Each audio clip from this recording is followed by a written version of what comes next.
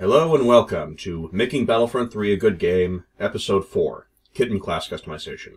In this video, I'll be telling you about my thoughts on a classless inventory-based system, as well as a backup class-based system. Kit roll and gear variety, I think, is one of the most important factors in a big FPS game, and it's more important than weapon balance. And weapon customization is pretty important, but what really makes a large-scale Battlefield-style game enjoyable, in my opinion, is having roles for everybody, something that they enjoy doing.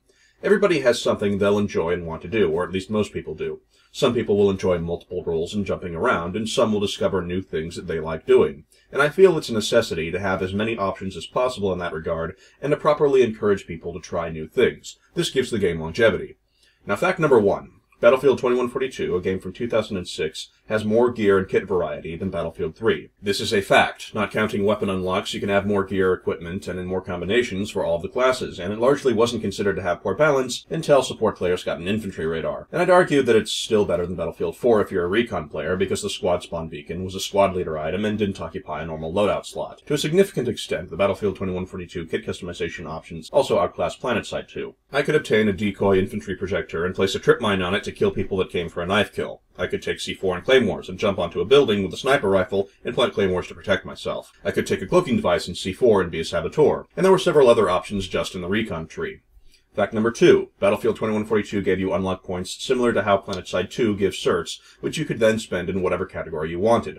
And I feel this gives people more freedom to invest in gear for other classes before spawning and playing as that class. As such, I'm opposed to linear unlock systems. I think giving people unlock points and letting them decide where they spend them encourages people to dip into other classes much more than the linear unlock style that makes them useless until they've leveled up the class in question, because I feel that encourages people to stick with just one role. For me, Battlefield 2142 kept me entertained for years, and the amount of kit variety I had made my roles so flexible that I felt free to try new things much more easily, and I feel this should be reflected in most large-scale FPS games. Now, as a result, I'm generally against rigid class design or paper doll designs on character slots. I find they restrict class creativity and customization a bit too much. Fortunately, I have a couple alternatives to class rigidness. The system I would prefer to use, if practical, would be an inventory-based system where you can customize what gear and kit items and weapons you want to carry based on how much space you have in your inventory, and you'd get a large amount of variety in terms of how you wish to allocate your space. Now, in a Battlefront 3 Star Wars-style setting, you could, for example, give your character a jetpack. In fact, in Battlefronts 1 and 2, there were 2 jetpack classes in each. However, a jetpack would mean you can't wear a backpack, which means less inventory space. You could carry a rocket launcher while you're using a jetpack, but this would incur several trade-offs, since you need inventory space to carry rockets to fire. You could switch out your torso body armor in order to wear a utility vest to have extra inventory space,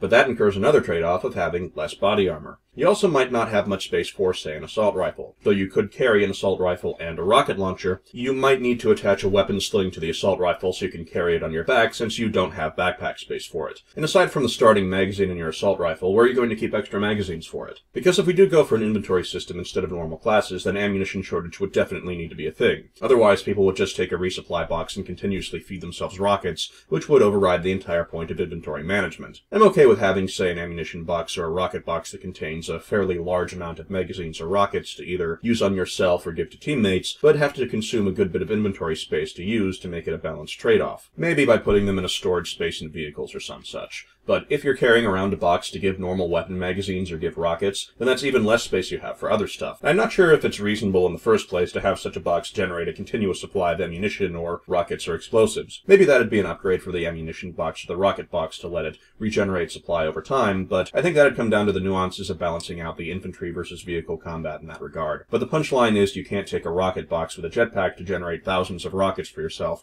because that would undermine the entire inventory system. But you would have the power to do a lot of customization. Perhaps instead of taking a primary weapon like an assault rifle with your jetpack and taking a rocket launcher, instead of carrying an assault rifle, you could choose to use a personal defense weapon, since it's less heavy and takes less space. Or just have a pistol and no primary weapon at all, and as a result you can have even more space for extra rockets or explosives. Or you could use the pistol space to carry a defibrillator to revive people and just not have a pistol either. Maybe you could equip a shoulder sash to carry some extra magazines, or maybe you can have it carry grenades, or maybe some extra explosives. You could also have a utility belt, and you could carry more magazines, or carry some med packs to heal yourself or a teammate. Variety, variety, variety.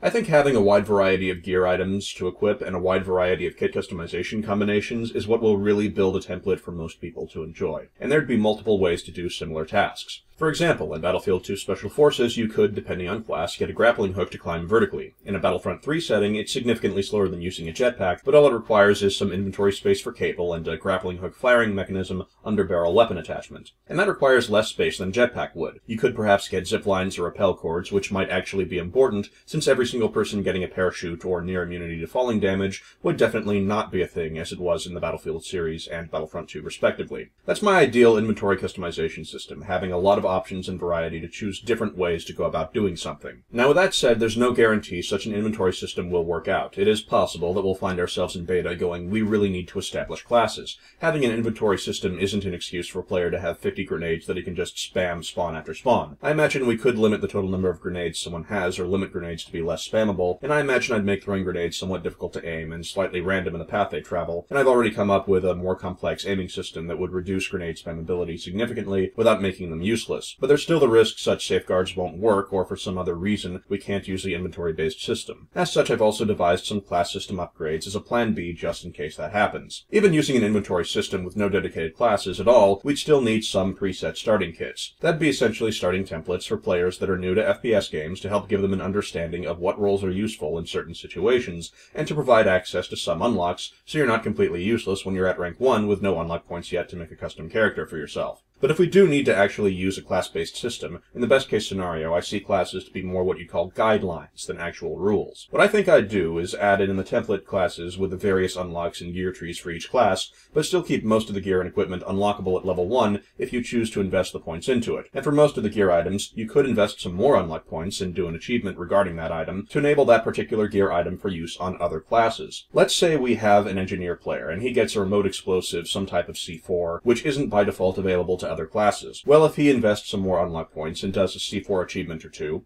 then he can take C4 onto, say, the Dark Trooper jetpack class, if he wants to. I'd like to extend that flexibility as much as is possible without screwing up the balance. By adding in a higher unlock cost or an achievement requirement, or both, we can reduce the amount people opt for that route without having to totally block out the ability for people who want to do so, and I'd only actually lock the most core items to their various classes. Like the pilot class in Battlefront 2, which was essentially the engineers that had the repair tool, might not be able to take the repair tool onto another class, or you might not be able to carry a rocket resupply crate on a jetpack class, or something along those lines. But the specifics of that would depend on how class balance is working out in the game when we reach the beta period. I think if we have to abandon the classless inventory system, I'd like to keep inventory customization as much as possible. Ideally, if we're stuck with the class system, you'd still be able to do nearly everything you could with the classless inventory system, just with a few restrictions on certain balance-breaking items and an extra unlock point or achievement requirement to drag other items over from one class to another. So what would happen is certain class roles would be a bit easier to branch into than others, but you'd still retain most, if not all, of your effectiveness if you choose to do so. In most cases, you could use the same item as effectively, but to use it on another class would cost extra unlock points or an achievement. Which of those should be used, achievement or unlock points or both? I imagine it would vary somewhat on an item-by-item basis, depending on how the item in question tends to be used during public beta. Such a system isn't my preference, but it's a failure state I'm willing to accept and compensate for the sake of balance if it becomes an issue. I think it might be more probable that that would be the case, but if I can give people most of the customization I'd like to extend to them, then that's close enough for me to be reasonably satisfied with the game's classes. And of course you'd need to be able to drop an empty weapon and steal a weapon off a slain enemy. In any system where ammunition scarcity is a thing, you should also be able to forage off the dead. I think starting with only one magazine and killing an enemy and stealing their weapon should be something you're allowed to do if you want to.